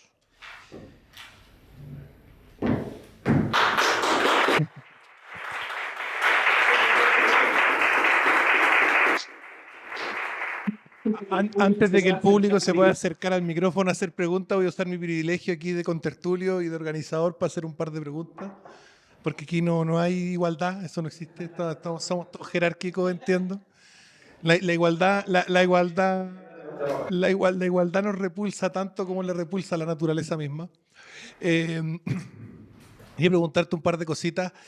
Primero, con esto de poner cosas arriba, en alto, no puedo evitar ponerme a pensar en esto. El otro día hablaba con un amigo que canta el gregoriano en una parroquia en la que a veces va.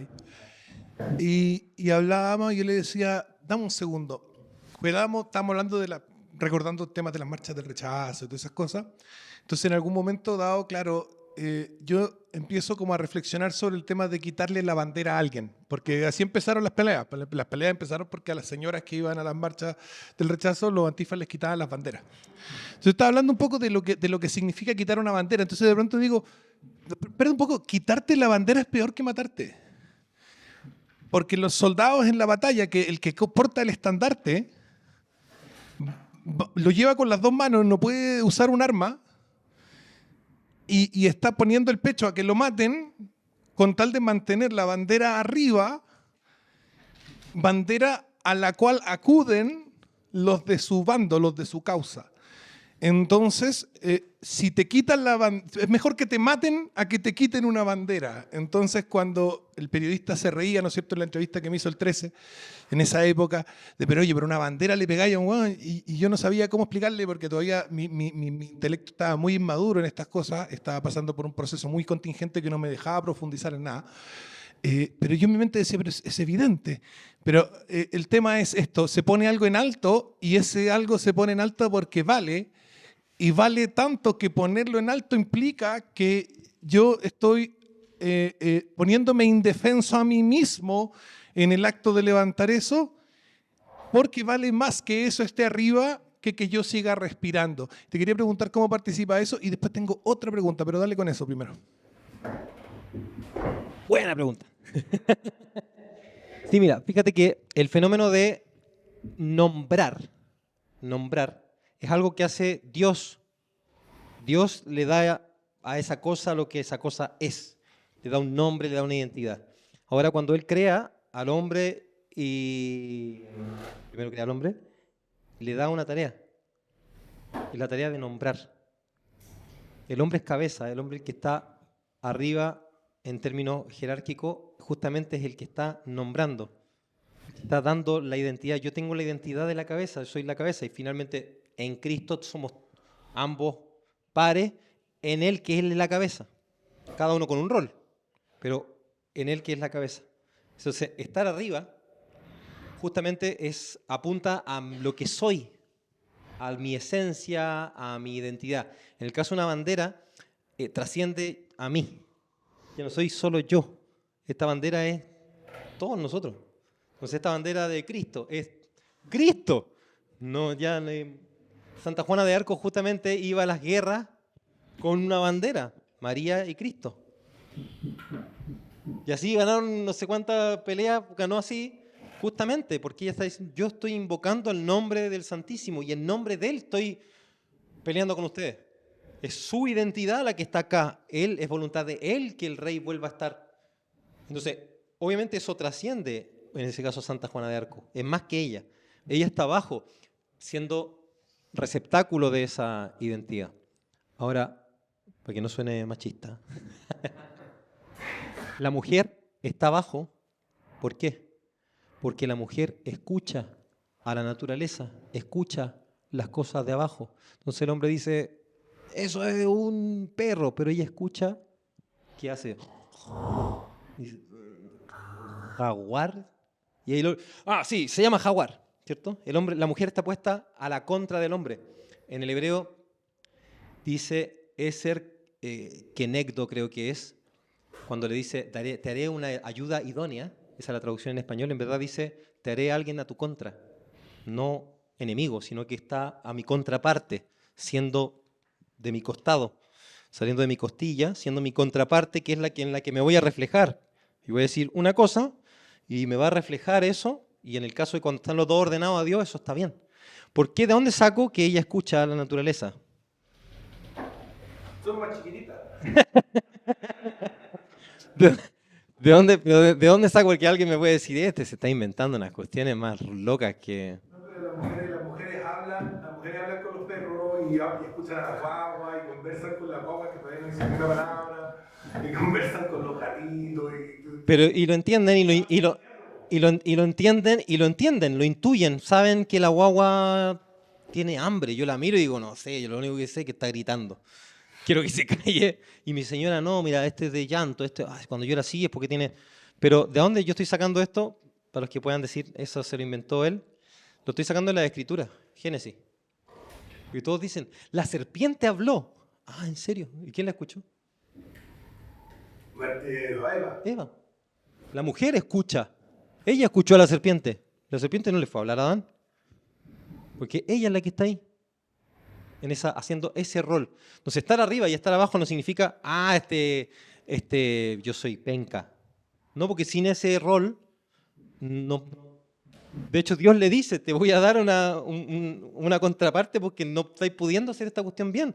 Solo no te da, necesitáis una contraparte que siempre se repite en la Escritura. O sea, en la Escritura del Génesis está todo el tiempo. Cielo, tierra, aguas de arriba, aguas de abajo, la tierra que está arriba, el mar que está abajo, los aves arriba, los peces abajo, los animales que caminan y los animales que reptan abajo. O sea, está la constante.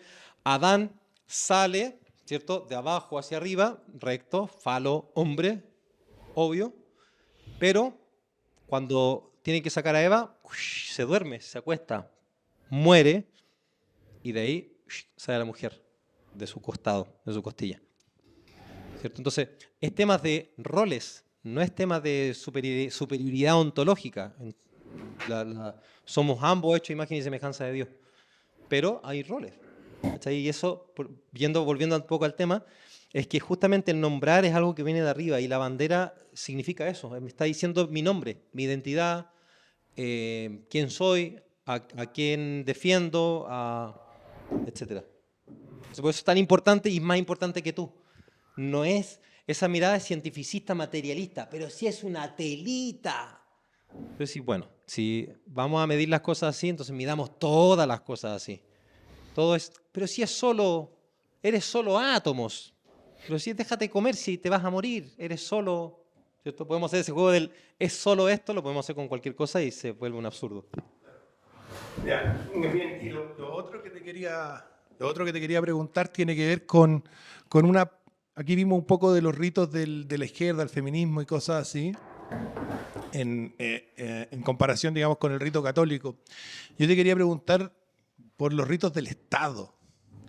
Los juicios, ¿no es cierto? Entonces, ahora su señoría, levanto la sesión y le doy la palabra al fiscal y el fiscal dice, de acuerdo al artículo. Entonces empieza un rito bastante ridículo, por cierto. Los que han tenido la mala suerte de estar en juicio saben que es muy gracioso y muy patético. La ritualística republicana de la justicia laica, digamos, con sus pompas, ¿no es cierto? Y me recuerda a la promesa del bautismo, renuncias al diablo y a sus pompas, y las únicas pompas que yo conozco, tal vez hay más, pero las que yo he vivenciado, las que yo he participado, son las pompas de lo jurídico, digamos. Entonces yo te quería preguntar qué podías mirar tú de ese tipo de rito, qué nos podías decir sobre qué es bueno, el juez está arriba y tiene una cuestión y hay personas que no pueden hablar hasta que se les preguntan cosas, que son normalmente las personas que no son abogados. Entonces, bueno, tiene todas las características de rito y además tiene una pompa ridícula y quería saber qué nos podías tú indicar de esa ritualística. O también los cambios de mando, las sesiones de las comisiones del Congreso, todo eso tienen ritualísticas graciosas de la República. Claro, bueno, la República viene a ser una mofa de la ritualística tradicional, que corresponde hacerla. Por ejemplo, te voy a responder primero la pregunta y qué es lo que pasa con esta dinámica de estas prácticas de las repúblicas y de este tipo de ritos que tienen ese... Cambio de mando. Todo lo que decía de lo jurídico, todo eso. Pasa que aquí entraría en un tema que daría para una charla completa, que es el tema del simbolismo de la derecha y de la izquierda. Les hago una breve explicación. Derecha tradicionalmente significa autoridad directa. Eso es todo lo que significa tradicionalmente y se manifiesta de mil maneras. Con la derecha la mayoría de la gente hace las cosas. Nadie lo eligió puntualmente. El Señor hizo que la mayoría de la gente tuviera más fuerza a la derecha, escribiera con la derecha, hace cosas con la derecha. ¿Ya? Entonces, la derecha es la que tiene autoridad directa para hacer cosas funcionales y que tengo mucho dominio sobre ella. ¿Cierto? La puedo manejar muy bien, todo bien así ordenado. ¿Cierto? El Cristo bendice con la derecha, los sacerdotes bendicen con la derecha. ¿Cierto? Toda esta dinámica de la derecha que da orden, que dirige, que regula. ¿Cachai? Que mucho del simbolismo de la ley, la lex, la mano de la ley. Cuando se dice que va a caer el juicio del Señor, o cuando en Fátima la Virgencita va a parar la mano del Señor, ¿qué mano va a parar? La derecha. Es la mano del juicio. Te callas. tú te callas, tú hablas, tú dices esto, tú ahora, esa es la derecha. Por eso la derecha, el look es terneado, ordenado, ¿cierto? Pacato. Toda esa dinámica así, edificio así, unas cuestiones paradas, rectas, hagamos negocio, cuestiones abstractas, quemando. Esa estructura de la mano derecha va hacia el orden y hacia el nombrar y qué sé yo. La mano izquierda es un poco más lerda tradicionalmente, ¿cierto? Y entonces se usa, no sé, se ve en la imagen del Pantocrator, le explicaba a algunos chicos que Cristo afirma el libro con la izquierda. La derecha está bendiciendo y la izquierda está firmando un libro. Y el libro o el texto justamente se escribe con la derecha. Con la derecha, generalmente en una pluma del cielo, baja a la oscuridad de la tinta, de la tierra, y saca de ahí y puede transferir esa autoridad directa a una autoridad indirecta. Por eso los movimientos más de corte de izquierda tienden a ser, o incluso pasa con el protestante, que es un movimiento en cierto sentido simbólicamente muy de izquierda, muy paulino, por decirlo así, que panfletos, imágenes, cosas que se pueden, las hago así y las tiro para allá y las reparto, ¿cierto? Es la mano que reparte, es la mano de la misericordia, es la mano de ese lado. Entonces, todo lo que sea esas ritualísticas de estas repúblicas justamente apuntan un poco más hacia la ritual de la derecha. ¿Por qué se ve tan burdo? Porque está desvinculado de la izquierda. Está desvinculado simbólicamente hablando, no estoy hablando de términos políticos ni nada, sino que simbólicamente hablando está desvinculado de ese otro lado misericordioso, un poco más orgánico, más hippie, qué sé yo, ¿cierto? Ese lado artístico, que es lo que permitía que antiguamente se hacían esos ritos, los reinados se hacían que de repente hoy en tal fecha al rey lo pescamos, le sacamos toda su ropa enfrente a toda la gente y lo ponemos afuera del reino y el bufón se ríe de él y le dice te vaya a morir, cualquier cuestión. Y todos esos ritos se hacían, pero son mucho más orgánicos. No tienen esa cuestión ridícula de como que se nota que es como medio falseado, como que lo estoy imponiendo medio a la fuerza. Pero se dan, todos esos ritos son propios de cualquier cultura, se van a dar sí o sí.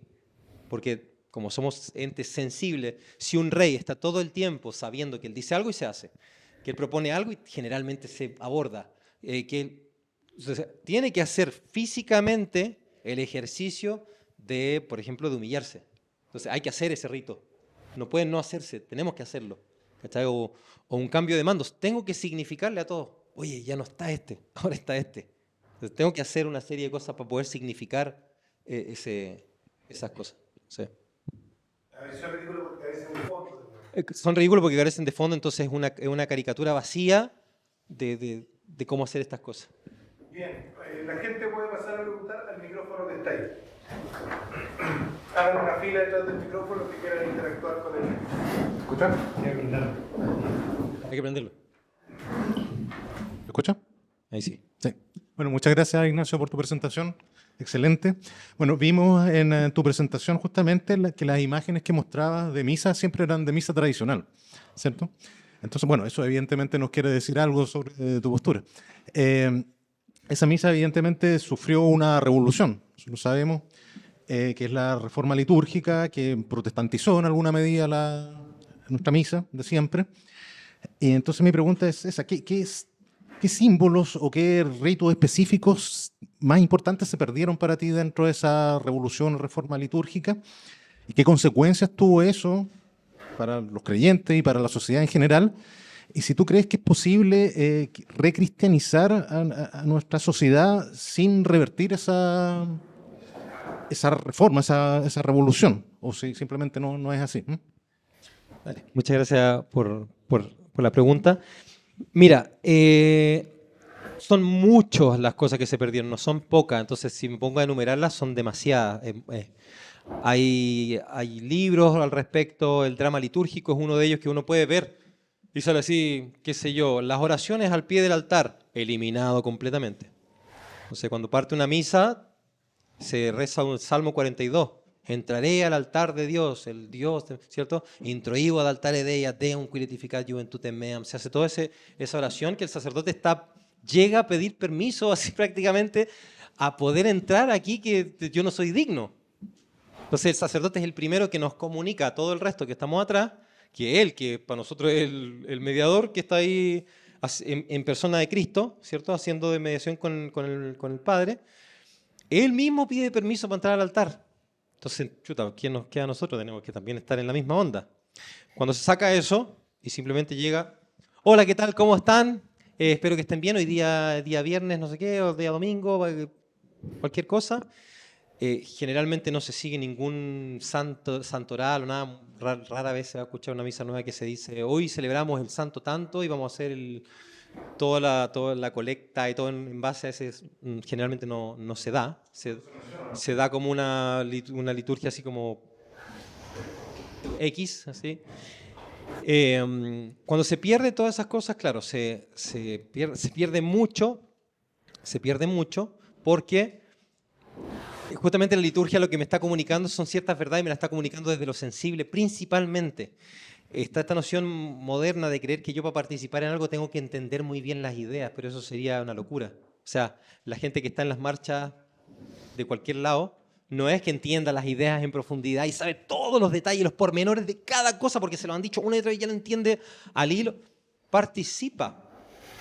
Algunos callados, algunos diciendo, ojalá que le resulte esto a este cabro, ¿cierto? Ojalá que salga esta ley, qué sé yo.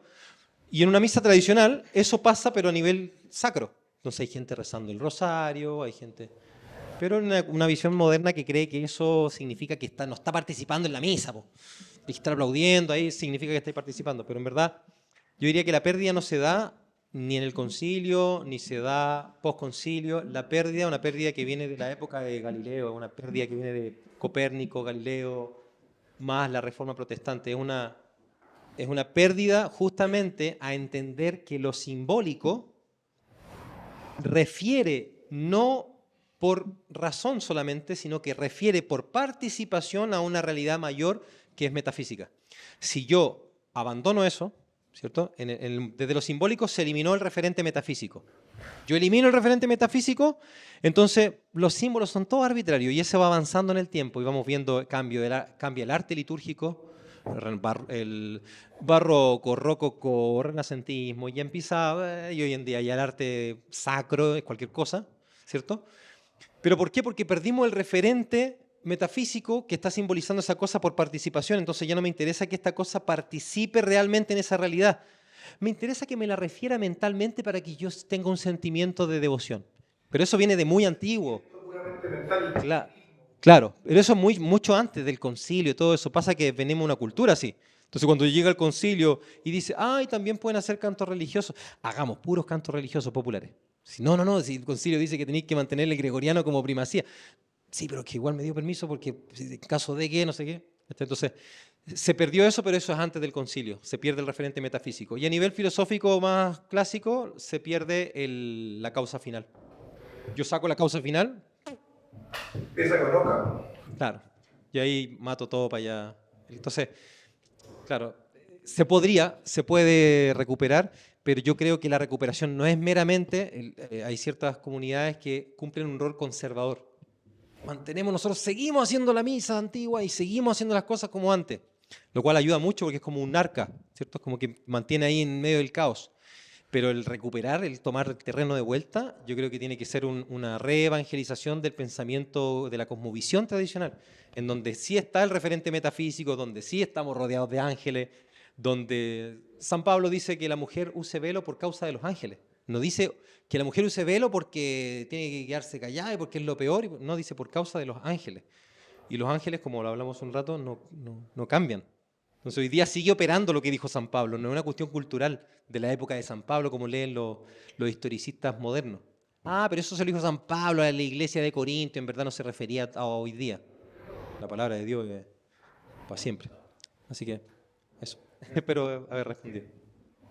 Bueno, gracias. Esto tiene mucho que ver con lo que dijiste ahora último, y es sobre cómo se ha ido designificando el mundo. Y esto viene, por ejemplo, a los últimos 50 años. Vemos que todo el arte, tanto como la arquitectura, fue hace unos 40 años dirigido al funcionamiento, al progreso, al trabajo. Eso se puede ver perfectamente. El cubismo, lo que se hacía, por ejemplo, en en Rusia con el brutalismo, ahora pareciera que en estos últimos 10 años, 20 años, todo eso se dispersa y va hacia el placer humano. Lo que a mí me gusta es cómo tiene que estar ordenado los símbolos. Todo va hacia lo corpóreo y eliminando totalmente el lado espiritual de la persona. Como lo mencionaba, por ejemplo, de cómo los dos círculos crean este símbolo. Ahora se elimina y solo nos queda un símbolo unipersonal y todo va hacia... Mi vida se basa en mi placer. Esto te quería preguntar. ¿Qué veo en eso? ¿Sí? Bueno, obviamente, como te digo, cuando yo desvinculo lo simbólico, lo sensible de sus referentes metafísicos, entonces puedo significar con las cosas lo que yo quiera, porque da lo mismo. ¿Qué significa los dos círculos? No sé, ¿qué crees tú que significa? ¿Cierto? La interpretación artística. Voy a interpretar este arte. ¿Qué sientes tú? ¿Qué sientes tú? Por eso hoy en día existen pinturas blancas, donde la gente va y se pone a mirar una pintura blanca. Yo creo que esta pintura, ¿cierto? Porque claro, se basa solamente en lo que yo estoy sintiendo, lo que a mí me produce, lo que a mí me pasa. En el arte tradicional, ya sea arquitectónico, porque obviamente en una cultura cristiana, en una cristiandad, todo fluye desde el culto, ¿cierto? A las 12 tocaban los campanazos y la gente estaba ahí trabajando, tenía que parar y se ponía a rezar el Ángelus. Toda su vida gira en torno al culto. Entonces, a la hora de construir, sigue manteniéndose la misma dinámica. De hecho, el construir tradicionalmente siempre se hizo tratando de reflejar lo natural y en el caso de lo sacro, sobrenaturalizando lo natural, ¿cierto? Por eso es más ricamente simbólico. Hoy en día, como está esta cuestión individualista, que cada uno lo que cada uno siente, no sé qué, entonces el arquitecto más bacán no es el arquitecto que logre que esta pieza calce con la gente de acá, con lo que la gente mide, cuánto mide la gente, a qué altura un vidrio, una ventana es cómoda a la vista humana, el tamaño. Por eso antiguamente se medía con partes del cuerpo. Dice, es que no se puede unificar. Y pues, si nunca fue el fin que se unificara. Eso es la métrica, no sé qué. Esa no era el fin. El fin es que fuera así. Mide 5 codos. Sí, pues mídelo tú, 5 codos. Y haz la cuestión con codos. Esto tiene que tener forma humana, tiene que ser en pos del humano. Cristo se hizo hombre. Al que tenemos por alfa y omega es un Dios que se hizo hombre. No es una idea abstracta. ¿Cachai? No es unas puntas para allá y unas puntas para acá. En cambio, la arquitectura hoy en día no le interesa tratar de decir, oye, esas cosas eternas, voy a ver cómo reflejarlas aquí abajo de manera creativa. Voy a usar toda mi creatividad y todas mis capacidades para que esto refleje esas cosas, pero que también poner de mi identidad, pues esta cuestión la estoy haciendo yo, ¿cierto? Yo soy el arquitecto que está haciendo esta cuestión, o yo soy el constructor que está haciendo esta cuestión, entonces quiero también que se note un poco mi identidad acá, ¿cierto? Pero tampoco que sea solo mi identidad, como en el caso de... esta cuestión empieza a pasar con Miguel Ángel. Miguel Ángel hace la pietà preciosa, hermosa, para que se pusiera en un altar, cosa que cuando el sacerdote levantara a nuestro Señor, viera justamente a la Santísima Virgen que tiene a nuestro Señor así, muerto, entregado. ¿Y Miguel Ángel qué hace? Miguel Ángel, yo lo hice, una firma gigante que le cruza todo el pecho a la Virgen.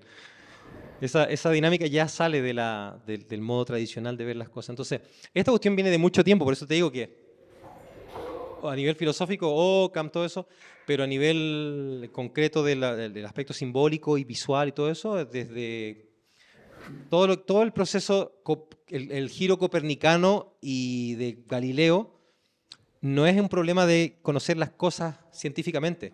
El problema es que se metieron a cambiar la cosmovisión del ser humano. Entonces las cosas de aquí abajo ya no reflejan las de arriba, porque en verdad el sol no sale del oriente y viene para acá. En verdad yo estoy girando alrededor del sol. Pero eso es Copérnico. Pero Einstein, eso se elimina totalmente. Porque el punto relativo, ¿cuál es? ¿Cuál es el centro? No hay ningún centro. Según Einstein, ¿cuál es el centro?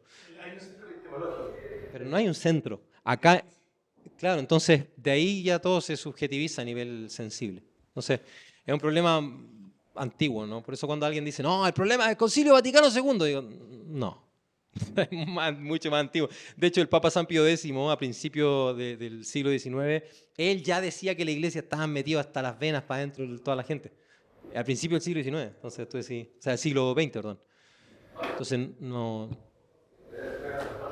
Espero haber respondido tu pregunta. Siguiendo con como las imágenes de la... disculpa. Siguiendo con las imágenes mismas que hemos visto como durante la charla, está muy al centro lo que es la liturgia y lo que es la parte para el 18 de octubre, el tema de para el 8 de marzo también. Pero está el tema, por ejemplo, de el poder de los símbolos, el tema de lo temporal y atemporal, cómo un símbolo pierde poder si es que la parte como temporal no está como en línea con el mismo símbolo, porque como dicen, si en la parte consuetudinaria, si la gente no está de acuerdo con lo que significa algo, ya consuetudinariamente ya no significa lo que se supone que significa. Entonces ahí tenemos el tema de la estatua de Baquedano, y qué es lo que simbolizaba, que está como bastante perdido de la conciencia de todos, que es el fin de la guerra civil en Chile y es la pacificación de la Araucanía. Y yo entiendo que la bandera que se logró poner más alto dentro de todo ese cuento es la bandera esta de los mapuches. Esa es básicamente la derrota del general Baquedano y de lo que simbolizaba y del Chile que simbolizaba hasta ese momento, que choca con esta situación actual que derrumba todo ese elemento. Pero eso es un efecto como, digámoslo así, como temporal. Y ahí tal vez tuve una mejor como construcción sobre, bueno, cómo relacionamos este evento histórico, puntual, temporal, con algo más grande, algo más como atemporal.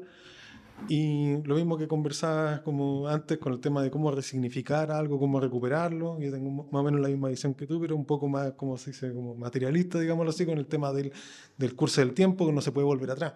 Claro. Entonces, si queremos como retomar un símbolo del pasado, no es cosa de buscarlo copy-paste hoy día, ¿no? Claro, hay como un proceso sobre los símbolos, pero también están apuntando hacia algo eterno. Pero no sé, yo creo que puedes elaborar mejor. Sí. Muchas gracias. Pasa que lo que debería buscar, creo yo, y no solo mi opinión, sino la opinión de otros simbolistas tradicionales, es que lo que se tiene que tratar de buscar es volver a reconectar con esa realidad que no depende de mí. Entonces, por ejemplo... Claro, el tema que decía yo de que no puedo plantar este árbol en esta fecha, entonces no depende de mí. El tema central, el tema central del problema más profundo de la modernidad, explicado a nivel intelectual, que luego se tiene que explicado a nivel intelectual, pero luego se tiene que performatizarse de alguna manera, tiene que llevarse a la acción y tiene que simbolizarse y tiene que participarse, pero explicado desde el punto de vista meramente mental es el siguiente. El hombre moderno, ya sea comunista, nazi, libertario, liberal, neoliberal, conservador, Opus Dei, gremialista o lo que sea, y no estoy tirándole al Opus Dei en un sentido eclesiástico, sino político, yo hago y defino. Es Kant, ¿no es cierto? La verdad es que la definición se condice con el corolario, es como una cosa circular. Mi abuelito decía que es como mirarse el ombligo, es como que nos orientalizamos, entonces meditamos sobre nosotros mismos, nos miramos la guata como los budistas. Pero bueno, el punto es ese, o sea, la modernidad en el fondo es yo digo cómo van a ser las cosas. En mi libro, Breve refutación del pensamiento libertario, hay una pequeña parte, digo, el orden espontáneo, realmente, el orden espontáneo, y lo pongo entre comillas, entre preguntas, porque ellos dicen que quieren un orden espontáneo, pero le ponen una serie de condiciones, entonces ya no es espontáneo. Y el tema es ese, que al final todo lo que están buscando es condicionar desde el intelecto a la realidad. Es una inversión de la creación, por decirlo así, una creación al revés. El ser humano, ser un ser creado, se vuelve un ser creador. Nosotros somos dioses, seréis como dioses, dice la serpiente. Entonces, volviendo, el hombre moderno quiere decir cómo tienen que ser las cosas. A mí a menudo me preguntan en el canal de YouTube, oye, entonces, ¿cuál es tu receta económica perfecta? No puedo, no tengo idea, no puedo decirle al mundo cómo tiene que portarse, no puedo decirle al viento, a los terremotos. No tengo una. Seamos buenas personas, honrados, tratemos de ser relativamente productivos y de no cagarnos al del lado y las cosas tenderán a salir más o menos bien si Dios quiere. Y si Dios quiere. Pero entonces, de nuevo, está el tema este que decía del sol, ¿no es cierto? Entonces hay unas estaciones y hay una época en la que se saca a pastar a las ovejas y una época en la que no se puede sacar a pastar a las ovejas. Nota curiosa, hasta hace poco los científicos decían que Jesús no había nacido el 25 de diciembre porque en diciembre no se saca a pastar a las ovejas en Europa. En Belén sí. ¿Vale? Pero bueno, ese es otro tema. Volviendo. Entonces, ¿cuándo se planta qué árbol? ¿Cuándo se cosecha qué fruta? No lo decido yo.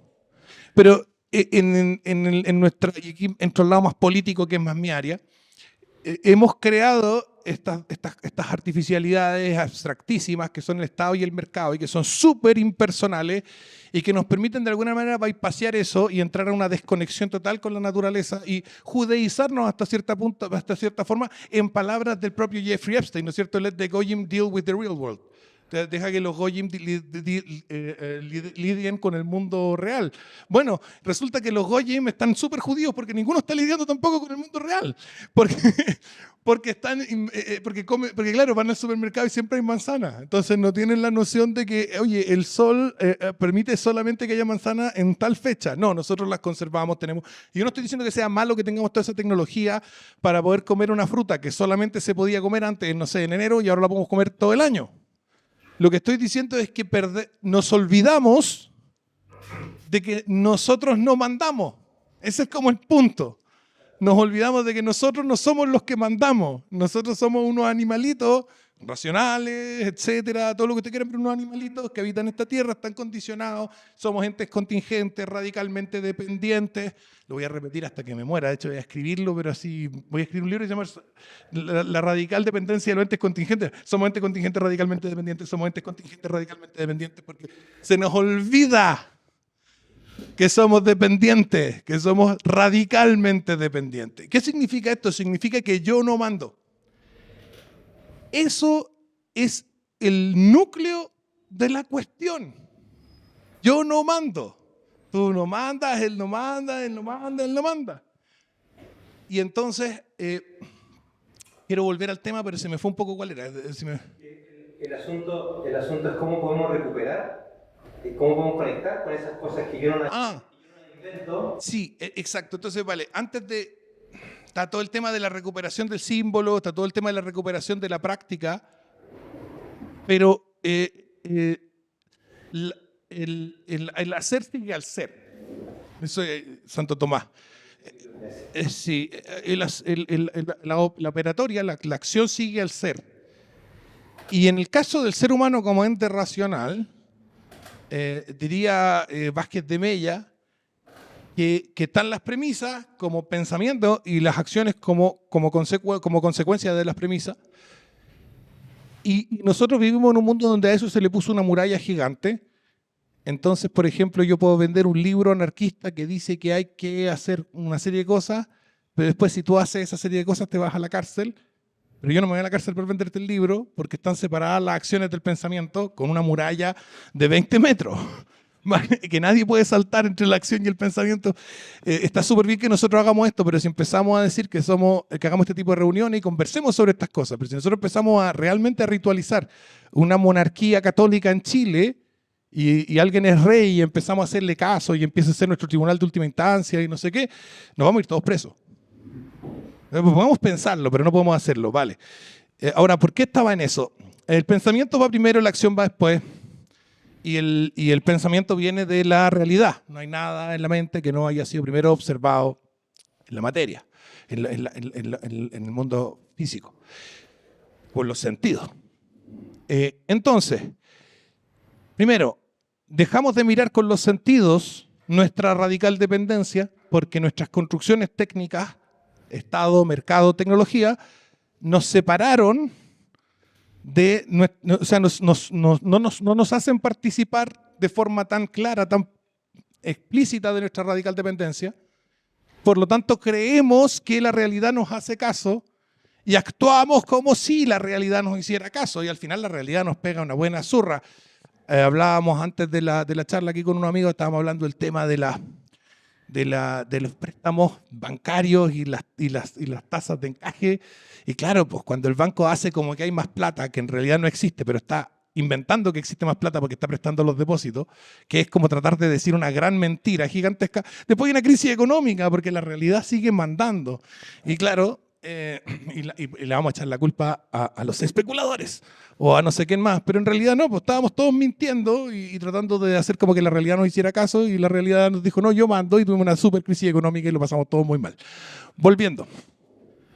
La única forma de que se recupere la parte simbólica, que se recupere la parte y la parte de la operatoria de la tradición, es que nosotros tengamos las herramientas primero que para que intelectual, simbólica y de forma participativa también le transmitamos a las personas, sean de la religión que sean, que recuerden su radical dependencia. Por eso está haciendo la siguiente práctica. Cuando me enfrento con alguien que no es de mi forma de pensar, lo primero que empiezo a preguntarle es ¿a qué, Señor, sirves?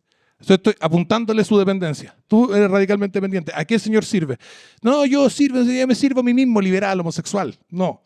¿A qué, Señor, sirve? ¿A qué, Señor, sirve? ¿Sirve a tu papá? ¿Sirve a tu mamá? ¿Sirve a Jesucristo? ¿Sirves a Cast? ¿A quién sirves? Exprésame cuál es tu dependencia inmediata.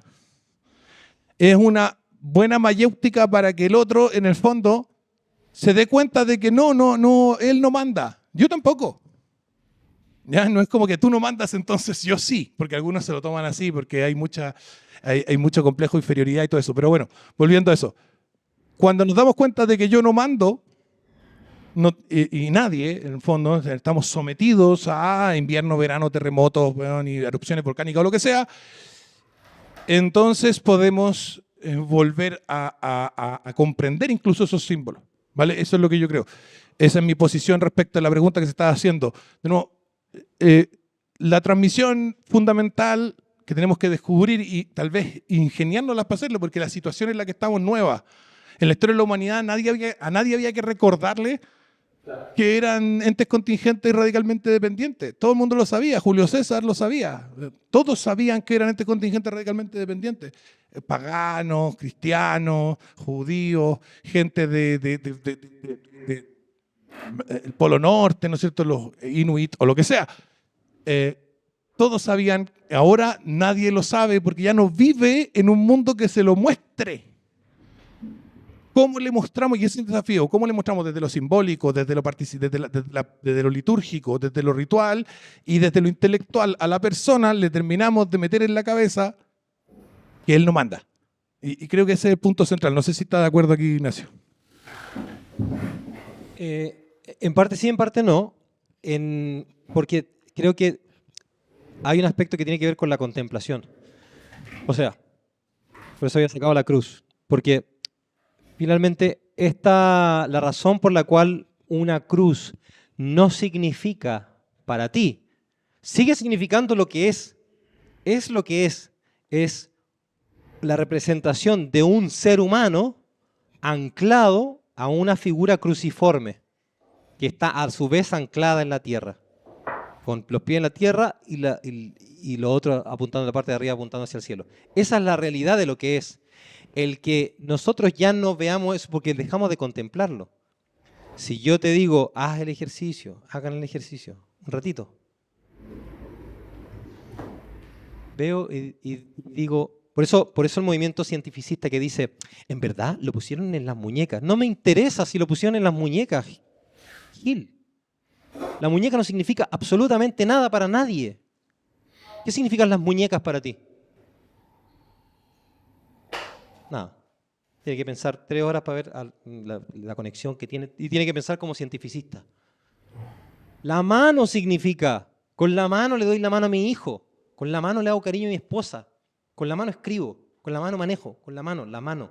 Que me claven las manos a un leño y que me claven un leño. O sea, pescaron un árbol, lo mataron, le quitaron toda la vida al árbol, la pusieron ahí y pusieron a un hombre ahí a sufrir y a estar... Eso es lo que pasó. Cuando yo contemplo eso, cuando digo, para 2 segundos, Da lo mismo, estamos en el siglo XXI, siglo XXII, XXIII, XXIV, da lo mismo. Hoy día para. Es que ahora tenemos súper tecnología que nos desconecta de todo. Nada que hacer, pues. Como decís tú, vas al supermercado y ahí está la manzana que no se debería dar ahora y porque encima es de Tailandia la cuestión, ¿cachai? Me desconectó totalmente, pero yo hay un pastito aquí afuera, hay unos árboles ahí, el Señor los sí que vivo, porque si eso los sacamos, se acaba todo el show. Sacamos el sol, se acaba todo el show. Por eso, aquí un poco respondiéndote a la pregunta del principio,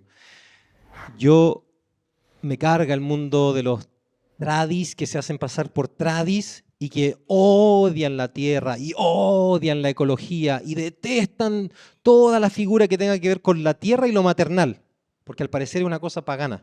Entonces cuando San Francisco de Asís decía, loado seas Señor por nuestra hermana la Madre Tierra que nos gobierna, yo tengo que ir a mirar a San Francisco de Asís y decirle pagano.